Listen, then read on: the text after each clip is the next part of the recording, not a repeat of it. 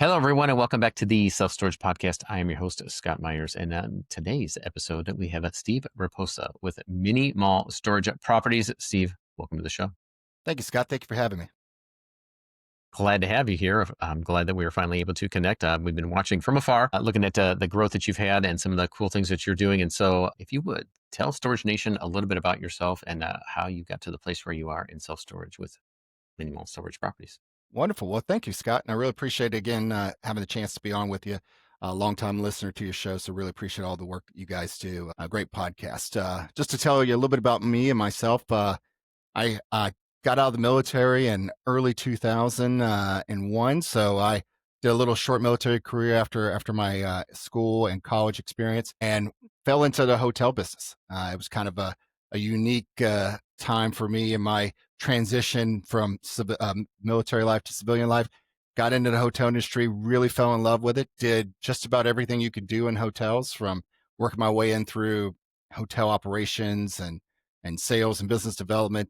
Went to work for a national franchise, ended up going to work for a company called Choice Hotels now, with I think 24 brands. At the time, I think they only had 12 brands in their brand family, but saw a lot of different sides of the business from that perspective, from training and personnel development all the way into franchise consulting and business consulting, into franchise development, and did that for a number of years. I got poached away by a competitor in late 2019 and ended up going to work for one of Choice's competitors, Wyndham.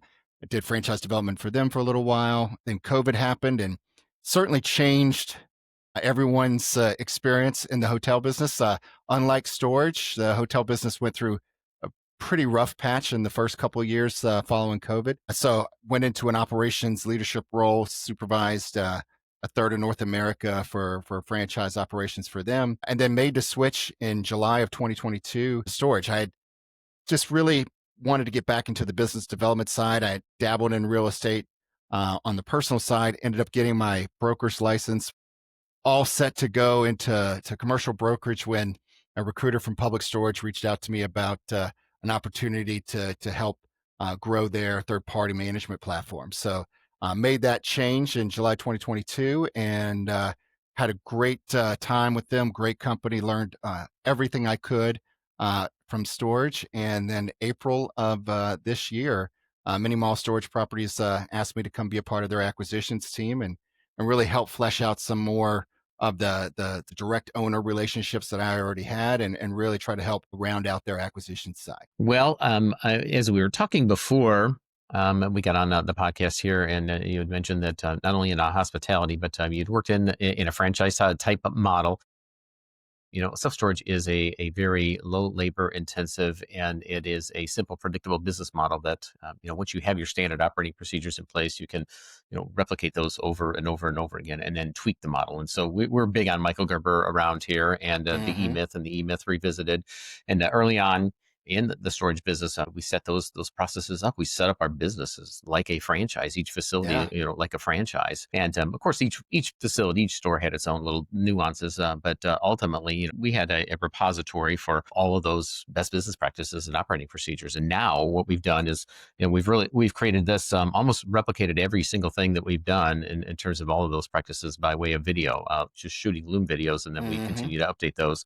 And then those sit on the back end of our education company so that anybody that comes in to learn from us or is in our mastermind, they get access to all those. They can see, 20 years worth of history and what we've done and what we've learned and how we've modified along the way. And so, from somebody coming outside of the franchise model and just, Michael Gerber, obviously, he is the godfather of, all things, taking small business into franchise. And this is, again, it was just a huge eye opener for me, but then also at the same time, I was like, well, of course. But for you, somebody on the inside in hospitality, I mean, it's all about that. I mean, all the efficiencies are there. So taking that, parlaying, what you've learned from the hospitality side into self-storage, was that just also a natural transition? And when you came into the industry, and again, you don't have to talk about who you were working for at the time or Yeah. any bosses or anything, but were you bringing a whole bunch to them, or were you already tweaking or, tell us about, what that looked like when you brought your skill set into the industry. What was that like? Did you find yourself being utilized right away, or was it still a learning curve? Yeah, great question. And I would say I think for any business that gets to scale, right? So if you look at Hmm. some of the big REITs out there or companies that have amassed a good sized portfolio, you do have to run it kind of like that franchise business Sure, model, right? Like you do. Michael Gerber's business book talks about. And you mentioned it before we got on, and I'm a firm believer in that you have to work in your business, not just on your business, right? And you have to know both sides and Hmm. develop those processes and procedures so that you can replicate them, right? And you have a set standard. So, the great Hmm. thing is coming to work for a large operator. When I came into storage, all of that from an operations perspective, oh, that's done, right? They've been doing this for 50 plus years. So they've really had the systems and processes down. Where I think, what I thought and what I still feel like I brought to the table and still try to do, even for my new employer, is just taking some of those best practices that we learned from the business development side, the client relationship side, more on the business growth side, right? So, Hmm. whereas, that business unit for the operator that I ended up working for was a little bit newer. Third party was kind of a newer business venture for them. There was certainly some opportunities to bring some of those best practices, whether it was on the client relations side, client Hmm. operations, how we attracted new management partners, how we onboarded them, things like that. So there's certainly some best practices that we shared, and myself and the other colleagues that came from the hospitality business, we shared with the team there. And then now on Hmm. with this company, it's kind of a similar process. It's just where are some of those efficiencies that we can bring and how we go about reaching out or systematizing our processes internally Hmm.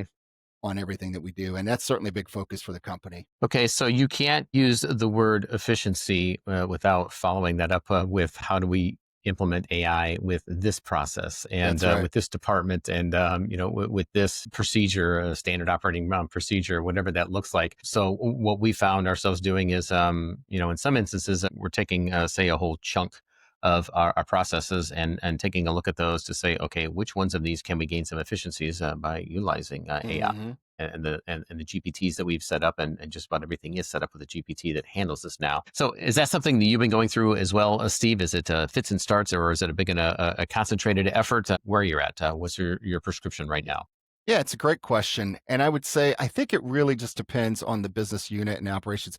I think this Hmm. technology is evolving so fast. What we're really trying to make sure is that we're using it effectively, but also doing it with an eye on security and ensuring we have the right information. I think there's a lot of low hanging fruit from summarizing procedures, writing these, taking your videos, transcribing it into a operating manual or standard operating procedures, things like that. So those things are real easy, low hanging fruit, but it's still, a good efficiency at it. It certainly helps reduce a lot of labor hours on that side.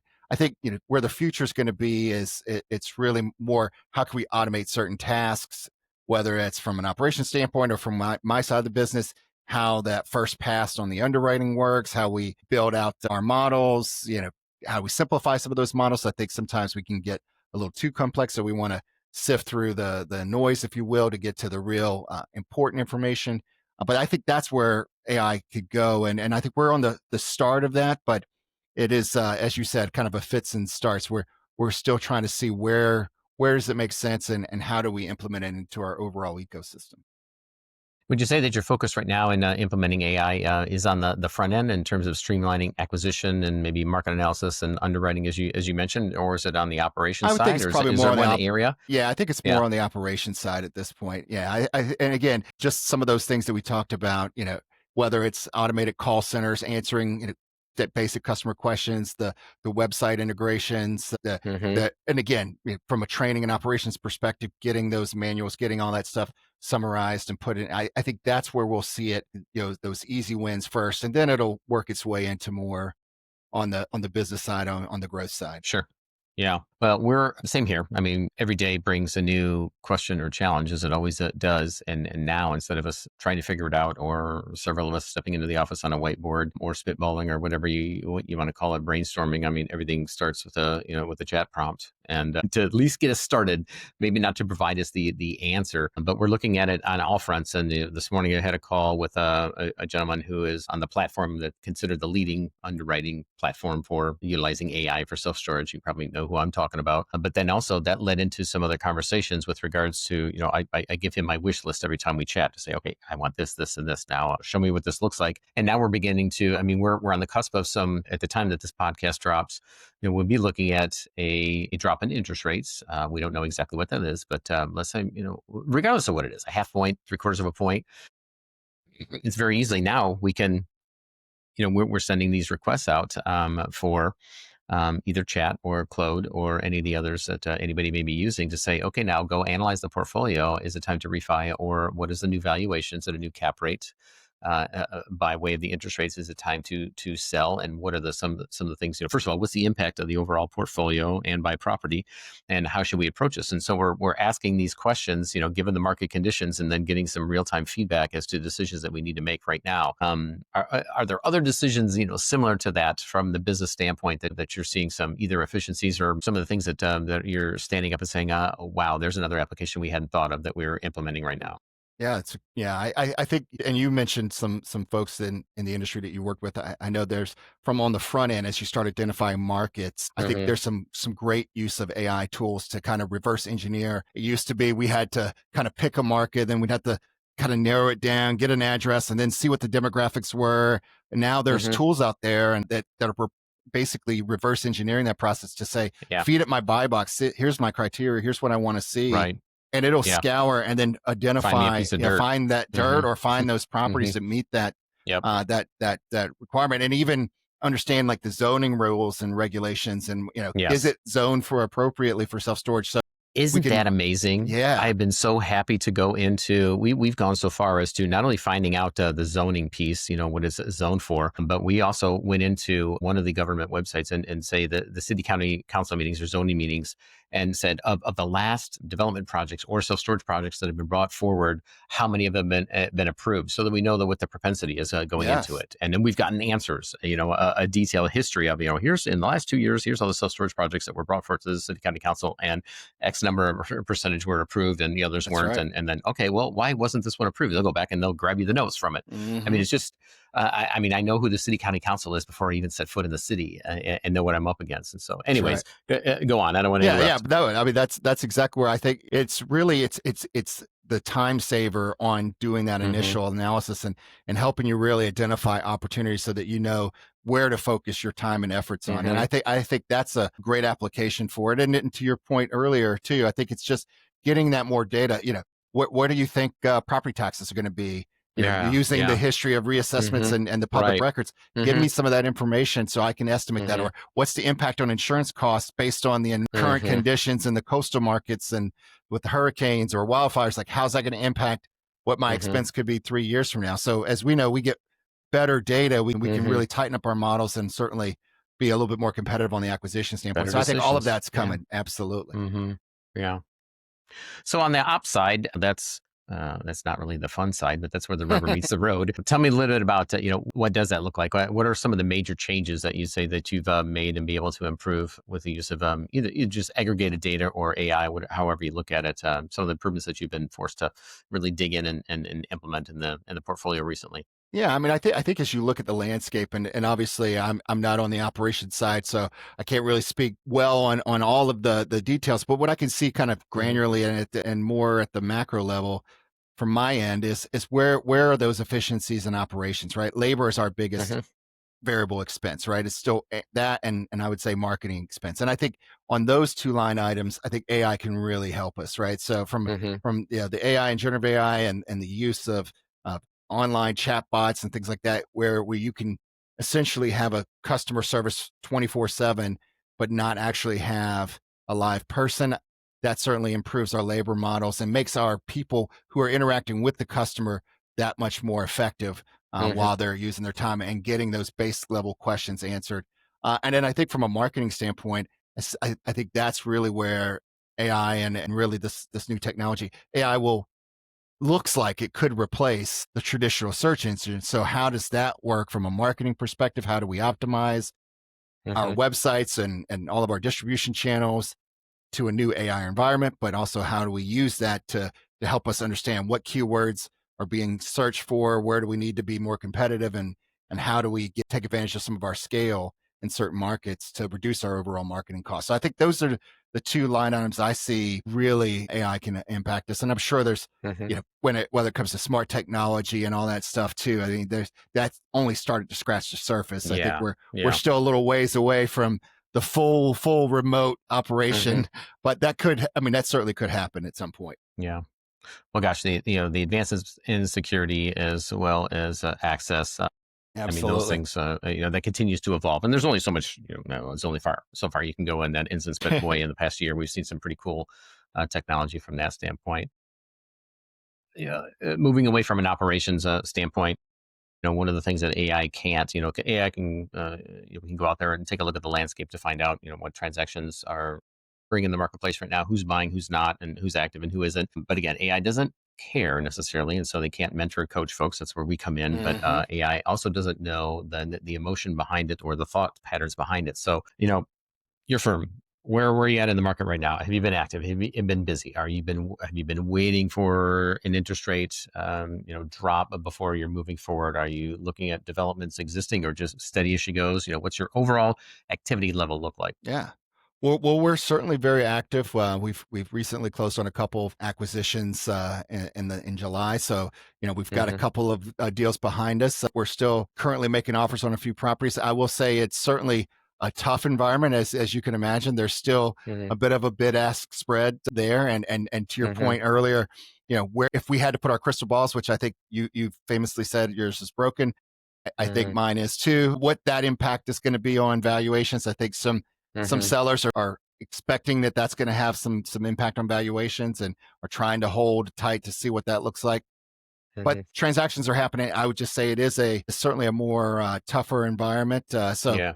but when the right opportunities present themselves, we're certainly active buyers, but we're very disciplined and prudent, like everybody else, right? We want Hmm. to make sure we get the right opportunities. Yeah. Awesome. Awesome.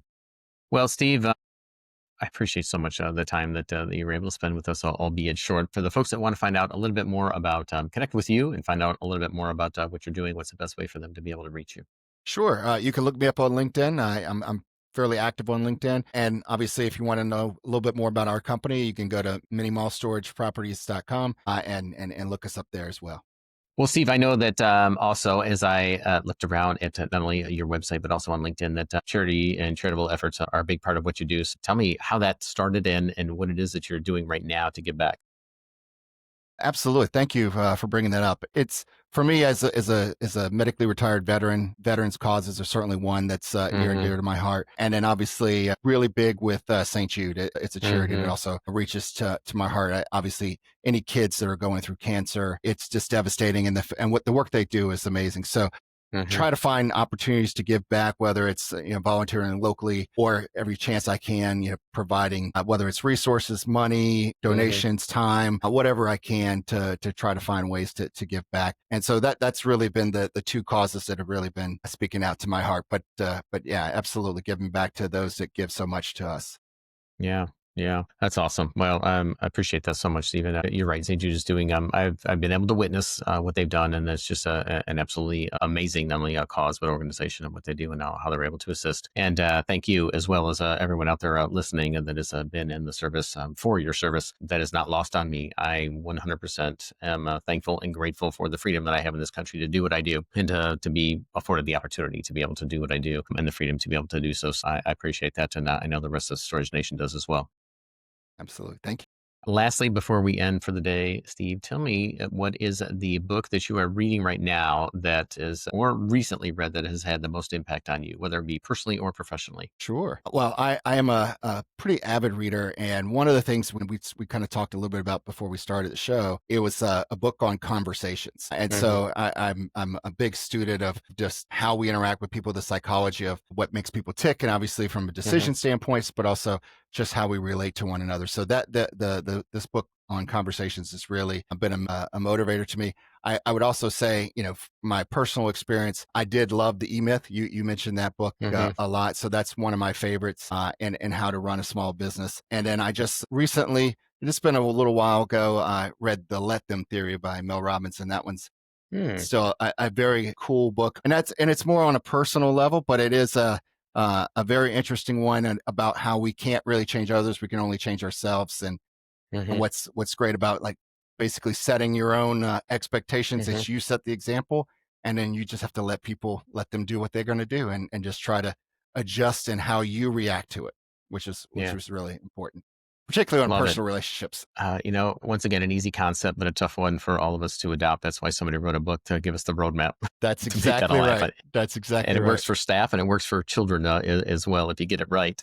100%. In fact, that's where she learned it from, was with her children. That was how she kind of Yeah, came about this theory. So, yeah, that's the greatest proving ground, isn't it? Or petri dish. that's right.